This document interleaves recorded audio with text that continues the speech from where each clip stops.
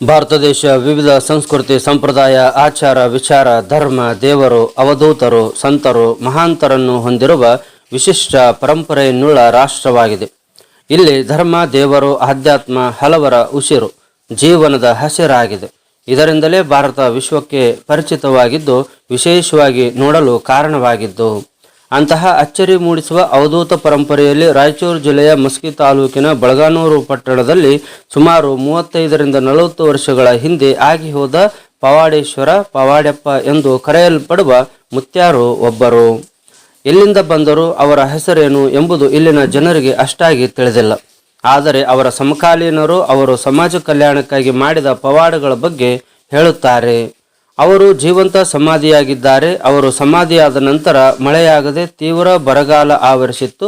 ಭಯಭೀತರಾದ ಅಲ್ಲಿನ ಜನ ಮಳೆಗಾಗಿ ಪವಾಡೇಶ್ವರನ ಮೊರೆ ಹೋಗುತ್ತಾರೆ. ಆಗ ಅವರ ಸಮಾಧಿಯ ಮುಂದೆ ಇರುವ ಗೋಲಾಕಾರದ ಕಲ್ಲಿನ ಚಕ್ರ ಗರಗರನೆ ತಿರುಗಿ ನನ್ನನ್ನು ಆರಾಧಿಸಿ ನನಗೆ ಪುಂಡೆಪಲ್ಲೆ ರೊಟ್ಟಿಯನ್ನು ನೈವೇದ್ಯವಾಗಿ ಸಮರ್ಪಿಸಿ ನಿಮ್ಮ ಇಷ್ಟಾರ್ಥ ಸಿದ್ಧಿಸುತ್ತದೆಂದು ಭಕ್ತನ ಮೈ ಮೇಲೆ ಬಂದು ನುಡಿದನಂತೆ. ಪವಾಡೆಪ್ಪನ ಹೇಳಿಕೆಯ ನಂತರ ಸಂಪೂರ್ಣ ಮಳೆಯಾಗಿ ಎಳೆಯೆಲ್ಲ ತಂಪಾಗಿ ಭಕ್ತರ ಮುಖ ಕಳೆಗಟ್ಟಿ ತಂದು ಪವಾಡೇಶ್ವರ ದೇವಸ್ಥಾನದ ಪ್ರಧಾನ ಅರ್ಚಕರಾದ ನಾಗಯ್ಯಸ್ವಾಮಿ ಗಣಾಚಾರಿ ಹಾಗೂ ನಡ್ಲಮಣಿ ಕುಟುಂಬಸ್ಥರಾದ ಹಿರಿಯರೂ ಆದ ಶ್ರೀಮತಿ ಅಮರಮ್ಮ ಗಂಡ ದಿವಂಗತ ಬಸಲಿಂಗಯ್ಯ ಸ್ವಾಮಿ ಗಣಾಚಾರಿ, ಸುರೇಶ್ ನಡ್ಲಮಣಿ, ಹಳ್ಳಿ ಬಸವರಾಜ್ ನಡ್ಲಮಣಿ, ಶರಣಬಸವ ನಡ್ಲಮಣಿ ಮತ್ತು ಓಣಿಯ ಹಿರಿಯರು ಭಕ್ತರು ಹೇಳುತ್ತಾರೆ.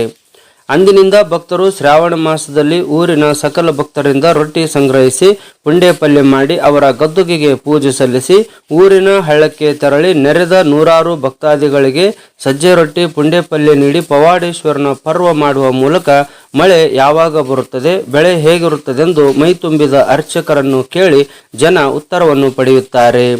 ತುಂಬಿದ ತಾಮ್ರದ ಕೊಡವನ್ನು ನಗ್ಗಿ ಹೋಗುವಂತೆ ತಲೆಗೆ ಜಜ್ಜಿಕೊಂಡು ಉಗ್ರ ರೂಪ ತೋರಿಸುತ್ತಾನೆ.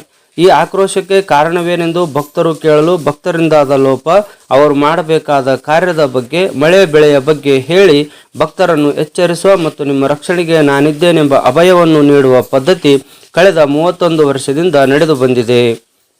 ಅದರಂತೆ ಈ ಶ್ರಾವಣ ಮಾಸದ 23ನೇ ತಾರೀಕಿನ ಶುಕ್ರವಾರದಂದು 31ನೇ ವರ್ಷದ ಪರ್ವ ಮಾಡಲು ಆಯೋಜಿಸಲಾಗಿದೆ.